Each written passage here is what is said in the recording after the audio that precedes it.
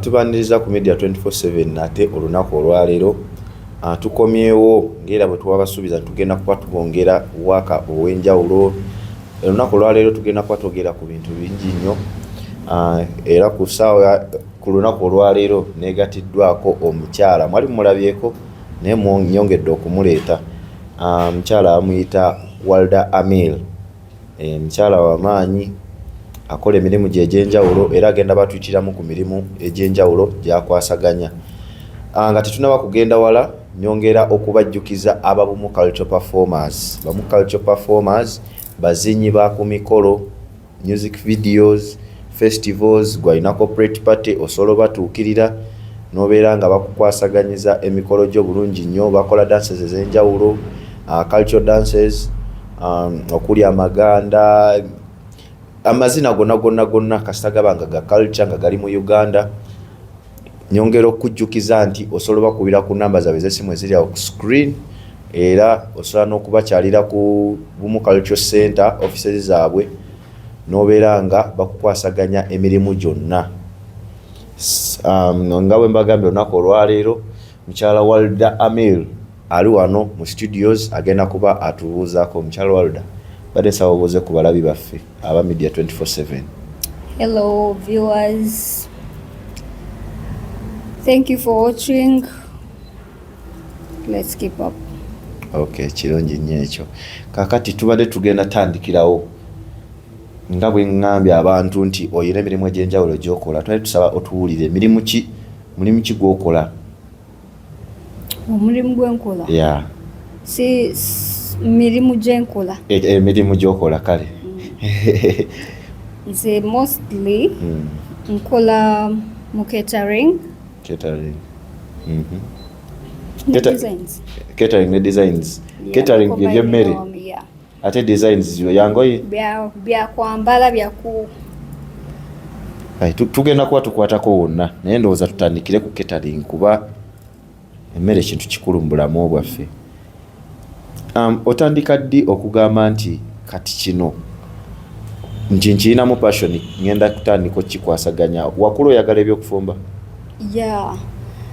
Twakula waffe sasoma catering but nyinza ogamba nasomera waka about it because maama wange yali mukyala mufumbi. Ye yali yabisoma? Teyabisoma. Kwegamba just kibalimu nti yali alina restaurant. Eringa talent yamu? Yes, yali alina, in fact it's a hotel. Ewaabwe waffe. So netukula fenna ewaffe netukula nga we know how to do it. Tugambe yakituyigiriza. Yabayigiriza. Kati otandika ku myaka emeka okufumba? Emyaka emeka okufumba? At what age watandika? 9 years. 9 years? Ng'ofumba ki? Oyinza okuba ogamba nti emyaka 9 wali ofumba nga wali mulungi mu kufumba amazzi n'eggi lya boyiro? Nedda sewo. 9 years oba otandikire oba obeera osobola okufumba emmere wadde si bulungi nnyo naye nga that age nali ntandika okupikinga about it. Naye ng'era emmere gy'ofumba waliwo abasobola oggirya nti kale yadde olumu teba perfect. Yes. Naye nga oyinawo enjawulo tolinga nti toyimanyiddeeko ddala. Awo obeera otandika obeerako ne help but okugamba nti natandika okufumba myaka emeka? 9 years. 9 years. Kati walinako bakulu bo abali bakuyambako ba just yali maama yekka? Abakulu bange, bato bange, fenna nga mukolera wamu. So kati watandika atya okugamba nti eno engeri gyeri passion yange kangifuule omulimu? No, it's just in me. In my blood. Kyekyo kyempulira nga nalaba nga really even in campus. Ganchari campus hostel. Nga nkola pizzas. Nga I sell them. Kati that's when natandika okugamba no, I need nkifuula ntino kya sente as a business. Kati pizza wali ozikolera waka oba wali ku hostel? Ku hostel. Hostel z'abaana ezo zammwe zaali zitya? Kuba ndaba hostel z'abaana ezisinga kati kantu katono kati gobeera otya nga wali osobola okukolera mu pizza ate n'oba ng'otunda wali wanene nze ku hostel twali tusuulamu bantu babiri twali bawala babiri nga it's a big room so I decided that gandaba I can manage to buy this to buy that nembiteeka mu hostel mu room eyo omanyi hostel banno bakitwala batya they liked it oba just baali baagala kufunamu nti baba bagenda kufuna ebyokulya no because nali nkola just pizzas kufuna sente not like oba nali siina sente oba siina any help from home but yali passion njagala okutrying I don't want to ask for money every time daddy mpa sente no ningamba I can do this can't tryingeko nasooka kitryingako ndaba nga it's working so bwe wakitandika ku ssomero baani abasooka okusupportinga my friends of course first time yo nti kati gwe mulundi ogusoose okubawa what was the reaction I didn't okay at first sasooka kutunda just wakola nga yamwe yakulyako just nakola nga like they were like four pizzas yeah ningamba my friend we are going in the lecture room to serving bana to see what I'm doing hope it's good just for free yeah what was the reaction kuba sisuubira nti baali bakimanyi nti osobola okukola ebintu ebyo ekyo by the nali njaga kulaba if I can compete because olaba nali ku KIU so nearby wabeerawo restaurants ezakabi nyingi very tugeza yindi nga teziri expensive so kati nga I want to compare myself if I can do more than them or like them so they liked it nebalanga really okufuluma ate to buy the other one they can support me but was the reaction genuine oba just byali bya studio bimanye byabavubuka nti oyinza okukola ekintu nayagala okuwagira naye nga munda muli akitegeera naga achimu they see like next no they used to call me next or pretty kati so back approaching yeah some of them number yo wano okolewo bot kati waro n'abalala abamanyi okufumba so ne bongera okuwa advice yeah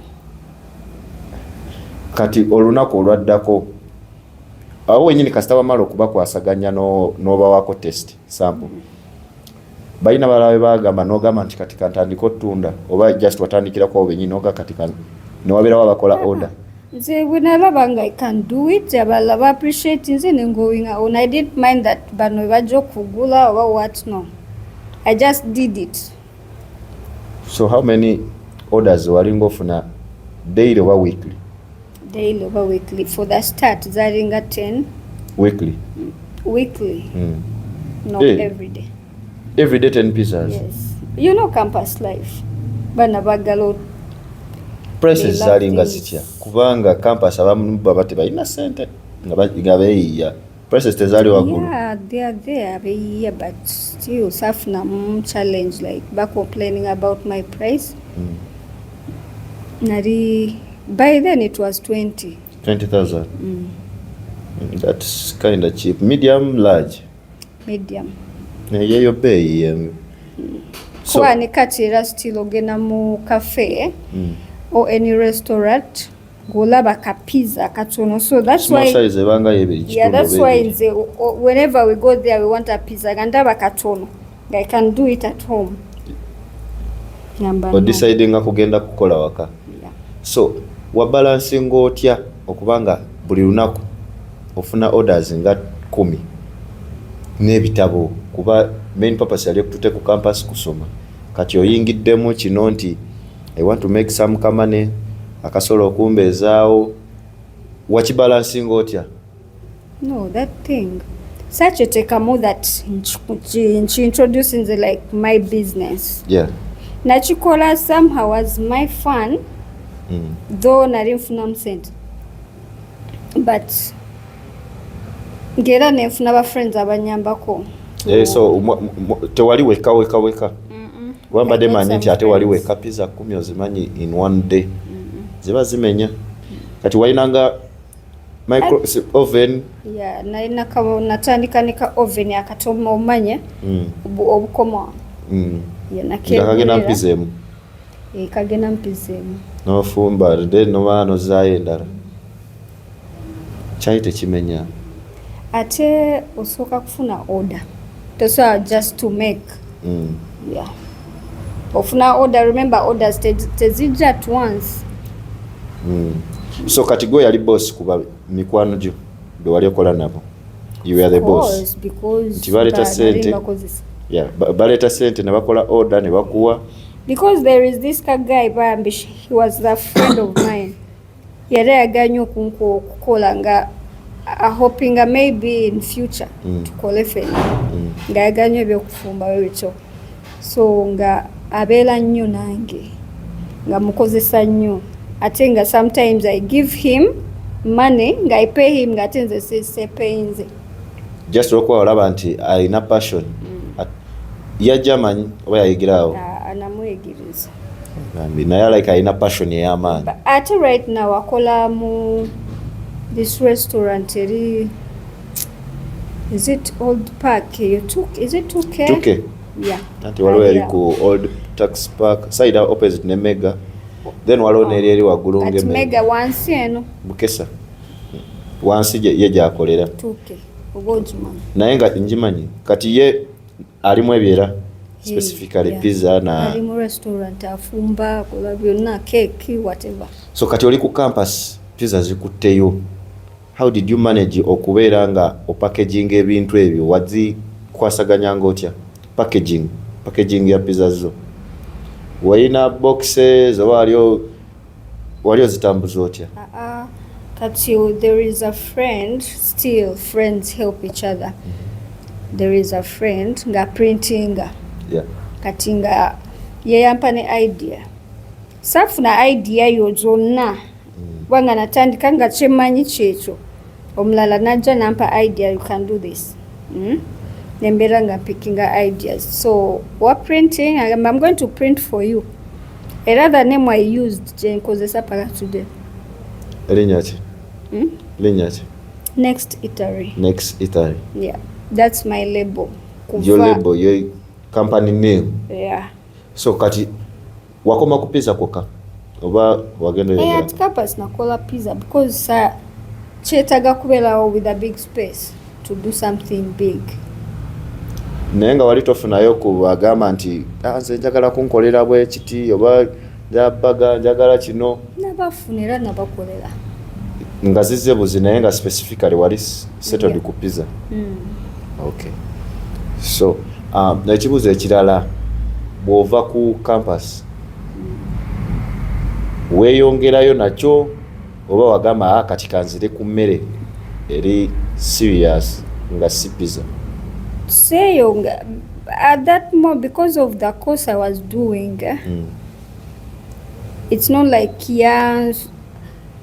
I was too much in it. Sayongerayo nadda mu bya ku traveling. I'm this kind of person njaganya okutambula. So nembye binadda traveling Uganda oba outside Uganda. Yeah. So traveling I knew a lot, but still I was traveling. I wasn't sitting down. Traveling eno wali olina travel agency gyokolera oba just byali bibyo for fun? Byali byange. Kati sente wazijjangawo omuwala omute yali ku campus? Sijagamba bachi, but my dad was very supportive. Whenever I tell him that, though yali takyagala, by the way. Ate why? Yali takyagala ngalaba I can do something, but ndi mu bintu bya kukoonona sente. Whenever I tell him that I'm going this, I'm going out, I'm going to do this, asoka nayomba nenda mala na supporting. Naye nga walina genuine reasons ezikutwala okutraveling. I love visiting different places. Though nizo kugenda mu place nga sijimanyi, but my passion was to travel, to see different people, how they live, how to cooperate with people. Yeah, katero na begiza zika. nga tetunaba nakweyongerayo kansooka episeewo bakama bange nyongera okubajjukiza aba Bumu Cultural Performers. Bumu Cultural Performers ngenze nkibanyonyola nti bazinyi ba ku mikolo egy'enjawulo, ayina okwanjula mbaga, graduation, birthday, music festival, ayina music video nga weetaagamu abazinyi osobola okuba nga obakwasaganya n'obakubira ku nnamba eziri ku screen ne babeera nga bakukolera performances ez'amaanyi. Osobola okubasisinkana ku Bumu Cultural Center ebweyogere Kinnya Bukasa Road. Osobola okucontactinga so okubeera nga obakwasaganya ku social media handles zaabwe, WhatsApp, Facebook, TikTok, Twitter, wonna nabeera nga bakuddamu bulungi nnyo. Enamba z'okweziri beesige bagakolera omulimu gw'amaanyi. Yasokobyewo gy'oli tuvudde ku kya traveling. Kati bw'ova ku campus otandise traveling, otambula okufumba, wasooka n'okuwummulamu buwummuzi oba ne weewali traveling ng'era ofunayo some good w'okolera. Ebyo nali juka remember ku campus nakikola because I wanted. Yeah. Sakikola mbu I need money or what. Nakikola just for my fun. So wish to a child. So kati weeyongerayo tya mu by'okufumba kuba kati tunulidde kufumba. Kati remember sorry remember in this life when you have parents nga they support you, they tugambe nebo mugamba kino nga asigala akuwa advice n'akuwa ne so nalaba nga I don't need to work gandaba everything wechiri. I have my mom there. Not like that, but nalaba nga they are all there. Natandika okufuna that idea that time my mom passed on. Oh, sorry. Oh, nengamba I think I should settle. It was 2016. So then she tandika slowly like that. Online thing, mostly it's quite online. 2016 online yali etya kuba olaba nakakati. It was slow. Anti olaba nakakati abantu tebanna bategeera online marketing ne online shopping bwekola. At kati naina ba friends remember that they know what I can do from campus. Kati obe natandikirako. Okay. So tewalina nti oba okuba bulango nti kino kiri just wayitanga mu banno bakasitoma abo. Ebiraisi bimanyi. I just wait for a call that next jangu we have a party. Ate that's when entandika nefuna the idea of doing smoothies, cocktail ngandaba to be in one thing. So nebyo no bikola smoothie, milkshake, biche byonna bimojito. Njawulo kyebirimu kuba abamu tetubuyawula kyekituufu. Smoothie simanya mojito. Smoothies is about it's just tugabe byonna byetoloola. It's how do they say it in Uganda? Byetolo bagabata byetolera wamu. Byetolera mu fruits. Anti kati manya ge gakyuka naye byo nga byo tebikyuka. Bikyukamu still era. Smoothies sasa zitekamu cocktail. Smoothies very heavy. Ate milkshake. Ne milkshake, but differently. Ate mojito. Those are echonchi referring like mojito. It's just it's a matter of mixing juice ngatemuri alcohol. Katuwaro cocktails is a alcohol. Cocktail Nenga mostly njaganyo college is a stadium alcohol. Because kati ezelimu alcohol otegeera otya nti kati wano obukuba kuba oli musiraamu otestingako n'ogamba nti kati kano kajja bba kuba oba just oyiwamu buyiyi. No. Oba zo tozikolerako ddala. Nzikola kubanga I need money. Nzikola era otestingako. Akatono. Tonywa but you test because you have to test. No feeling what you're doing. So kati mukozesa mwenge ki guno gwaffe bia oba whisky wine byonna osobikozesa ne bia kidependinga wawe bakuyise oba mpisa ate batya nti abagagga balina gye bakozesa ne abafuna esente tojja kusaga omugaga nga gula bibiya no those cheap things nga bakugamba do cocktail in that kati ne bia akola cocktail omulungi yes bene manyi bakozesa kati kangambe Uganda Waragi they do bibiwe bityo nga sisuubira nti ne bia basobola omuteekamu basobola bulungi no kati bino ebirala ng'ogyeko cocktail smoothie milkshake mufumba emmere eŋŋanda emmere eŋŋanda nedda kati mufumba mmere ki kuba kati nga bwe tuli ng'ogyeko emmere eŋŋanda kati ebirala mbifumba nga ki pilawo biryani tugambe ebintu biryani ate yatya biryani era si ye pilawo w'enkoko nedda biryani yatya it's different aba different but I don't know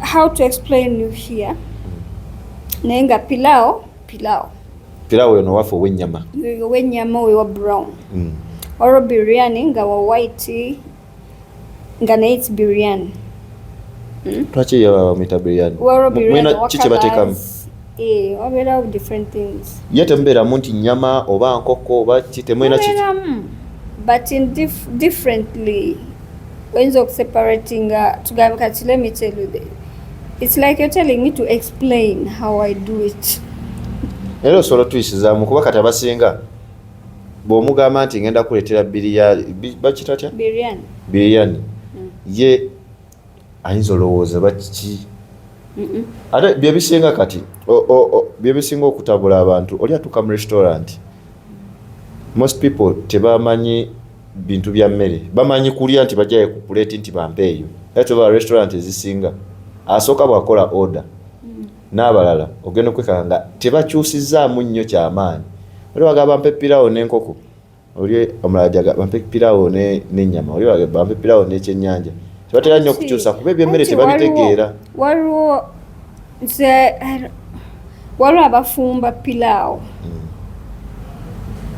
ne bafumba ennyama different ne pilawo ne rice ne babiri separating but that style nze sigikola nkola mix at once bemba ngambye okufumba bweba biryani era nfumba biryani like it is kati snacks mukola ne snacks snacks ngati sumbusas cakes chapati cookies bichi biscuits so ayagala okumukolera nga mwe mugenda omukolera alina sinzira kuki okugamba nti nkozese next Italy alina kwazo kikyayinza osinzirako gamba nti kati kampe next Italy gyenfumbire azin kiki kyemulina ekyenjawulo no asooka kulaba what we are doing ati kati ayinza okuba nga talina wabalabye naye nga ayagala oba business naye naga kati gwe ng'olina omunnyonnyola nti kati ekyo kyantuukako by the way oli yankubira from a call number yagifuna ku muntu amanyi namugamba this one will work for you properly ajja kukolera ebirungi so nankubira nangamba yampamu obuzibu kale though I worked for him ate naman appreciating because abamukolerako sometime back was like tebakola byayagala ate nina explaining myself I do this I can do this nekimpamu obuzibu but nembeera patient mugamba you just be patient olabe the outcome era wekirabwa he appreciated a lot paka today rankubira ekitegeeza basinga bw'aba takumanyi reference ebe gy'abafunye gyasinga okwesiga nti bw'obanga onkoleddeko gwe ngamba yenna nti ono ajja kukolera aba alina kubanga yeesiga kigambo kyange Yeah. So emikolo gino mugikwasaganya mutya kuba mugenda temufumba mmere nganda ekitegeeza nti bwe baba babapangisiza baba balina okufuna abafumba eri emmere gye baagala matooke lumonde biki era bantwala they know what I'm going to do tebantwala twas come program nebeera erino bakugambirawo nti you're going to do this and this nekwata crew yange and we go. So kati bwe mutuuka ki kye musooka okukola mwe mwegulira ebintu oba musanga babibagulidde?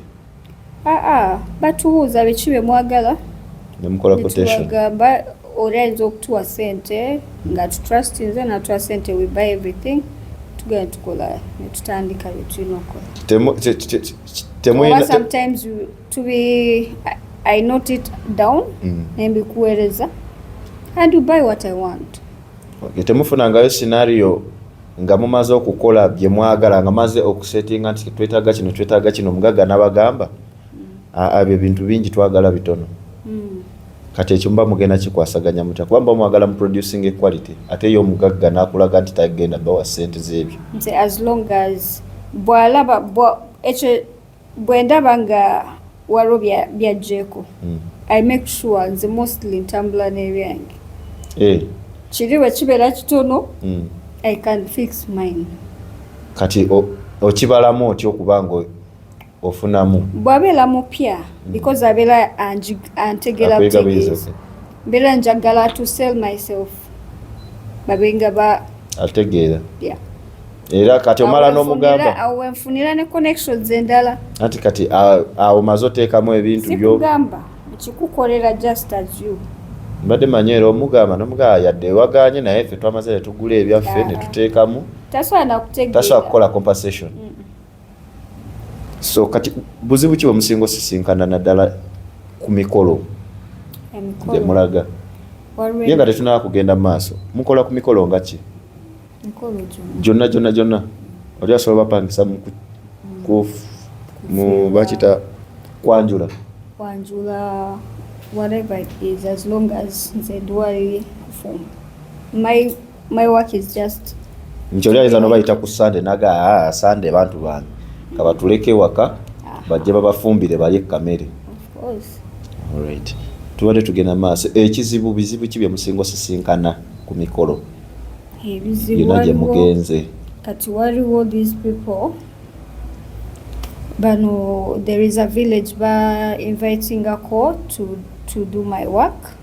Remember village mbelamu abantu to bamanyi bali babera disorganized kati mufumba eno tugamenge ebintu disorganized. I won't forget this time nga waro bagais baja really I was scared remember one binds they wanted food nga really bagala mba where at that moment naye was it yesawa yali kati bajja wagatse okay mpozo ogaye mwali mu kyalo nti bali bo baba anirule bwaba yagala emmere abajagala bali sabategeera baba bawa they just came they want food I think they want it katoku okujjao that you decided to give them the problem obawa nibagenda until still they came back ku time yemmere era nobawa because kati ate obetamala no ebere mala kuba kati muyinza bamubaza plate 10 bano ne bajja ne balyako kale kangambe 10 ate ne batuka ne mu line ate ne baddamu ne bajja ababala plates babeera bano ba executives nga it's going to be self service oba nga really we bagamba bantu 10 nga zezo plates 10 mugenda kuservinga 100 plates that wali excess naye bano bwegwawo that's it. So kati bwe baba balumba kye kyasoko kugira mu bwongo gwe nga gwe ngoze twagala mmere twagala wayinawo omuntu awo kumpi ayinza okuyamba. I always work with my little brother. So nemugabo manyi you boy bela wana ate naye n'abati abayi bantu bakulu so let's give them. bali baze mu fujjo kati bizibu ki ebirala byemusinga osisinkana? Payments olina kuwa in bulk nakupromisinga mwogedde kino ate time ya payment netuuka nga they are going to pay you half nga you have to wait. So payment method yeri etya? Basooka kubawaako sente ne mulyoka mugenda ne mukola ne babawa balance nga mumaliriza, oba basooka bawa full payment ne mukola, oba musooka kola ne babawa zonna? Nze nga bwe nkikola me as me njagala nnyo to first work for someone and paying after. Era bwe kibeera. Tebakuluma kuba ogambe payment enzibu? Totuukako omusajja n'agamba nti wasabe kakadde naye ebyo mukoze kuba kati abantu they are there babikola. Olina emirala nakufeesi yagamba you know what nina sente bwezi ate nga mwayogedde ku sente endala. Ate nekyawaliwo ayinza okujja ate natandika okwekwasa temubafuna naga nemere bali teoma kino saba wa sente zange bona baba just payment time ate sikifunye nnyo era nkifunye mu bana abantu. I don't want to say like tusaya kyogera baba ati abantu bayinza okulowooza I'm judging people but there are these kind of people nga alowooza oba are thinking that I'm going to pay kati zino bwe nzifuna nga muwa. You understand? Kati bw'okolera bano abayinawo already sente zibaye ku table nakugamba bw'omala bakuwa sente. Kitegeeza abasinga basumbwa bano aba sente ez'okubaloobaze nti kati katulinde omugole bamufuweeyo ku sente.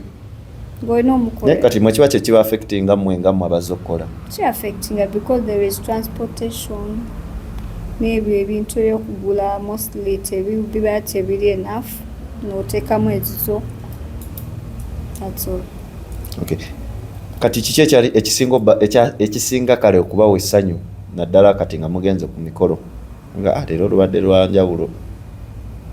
First of all, happiest moments it's about money.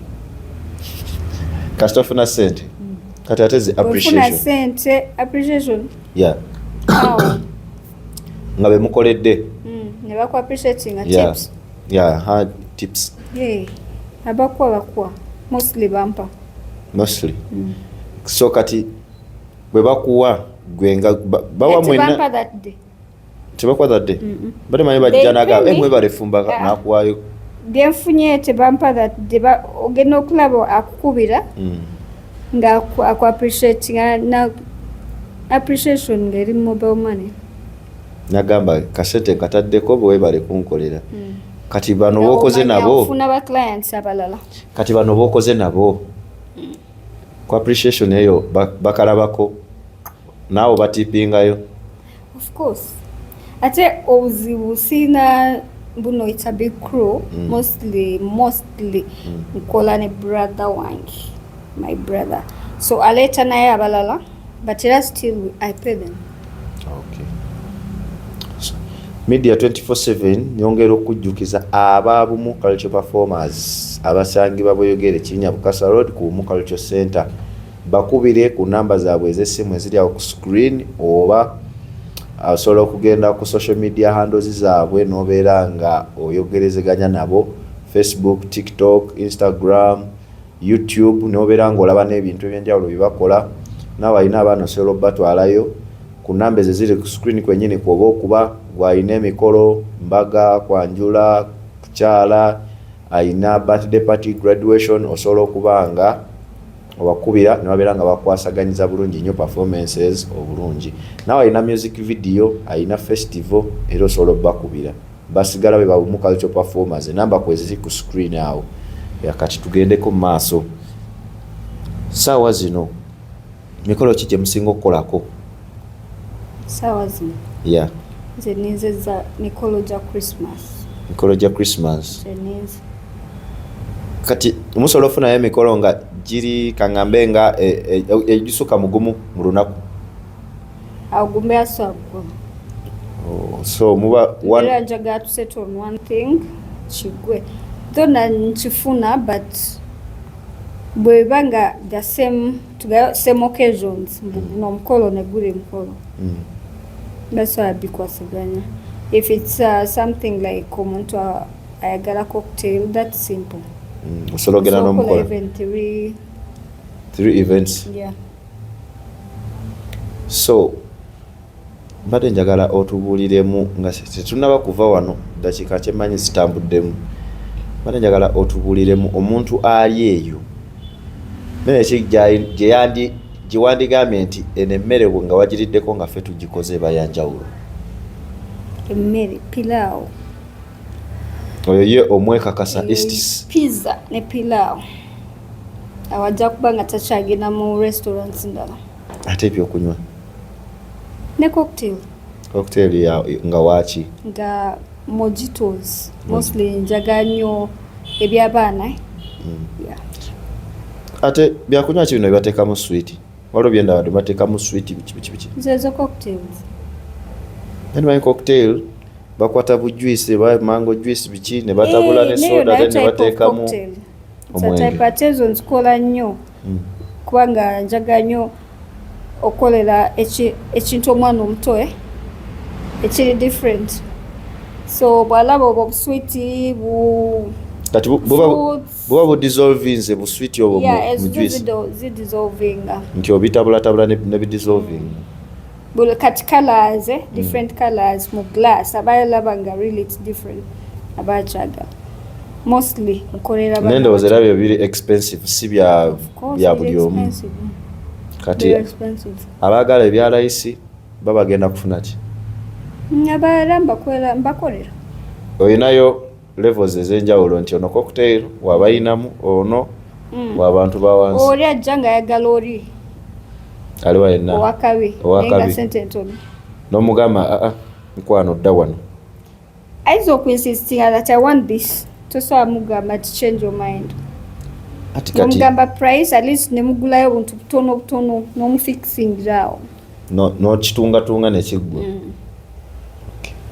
Madde nsaba abantu business ogibakube maaso.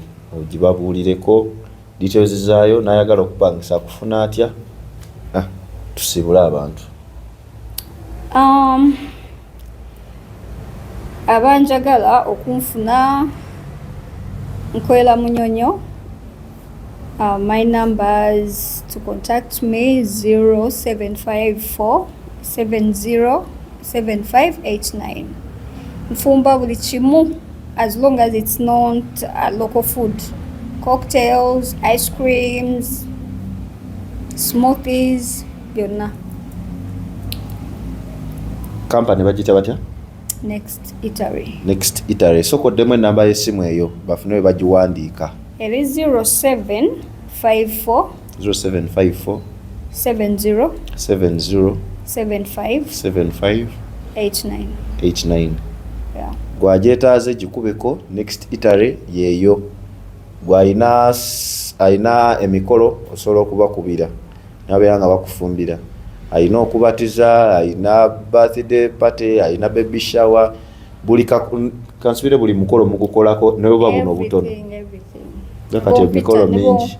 Ne bwompita nti njagala ojje waka okunkolera ekyo. Okay, nawe wennyini ayagala nga oli waka lunaku lwa Sunday, lunaku lukulu tugenda mu Christmas, tugenda mu New Year's Eve, osobola okubayita bo ne baba nga bakufumbira gwe weekend n'obeera ng'owummudde naku enkulu obeera otudde butuuzi Christmas keero ogenda osabe bakufumbira ogenda okudda nga akamere kaaterera edda ku sowaani bakola ebintu eby'enjawulo mmere nga tekuli local foods bakola drinks ez'enjawulo kuli cocktail, mojito, smoothies na biki ndowooza byonna.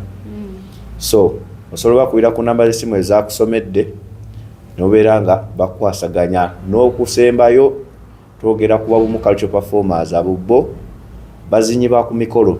Alina omukolo osobola okuyita Next Eatery ne bakufumbira then bumu cultural performers bo ne bakuwa performances ez'anjawulo ez'amaanyi nga za culture. Bakubireko ku namba z'essimu eziri awo ku screen era batukire ku social media handles zaabwe babeere nga bakukwasaganya bulungi nnyo nga bwe tugenda mu nnaku enkulu abalina festivals abalina ebivulu era osobola bapangisa ku namba z'essimu ezo nabeera nga bakolera beeyi okwasaganya nabo nemba nga muteeseganya. Media 24/7 sigadde nze Carlos Kimuli, we sign out.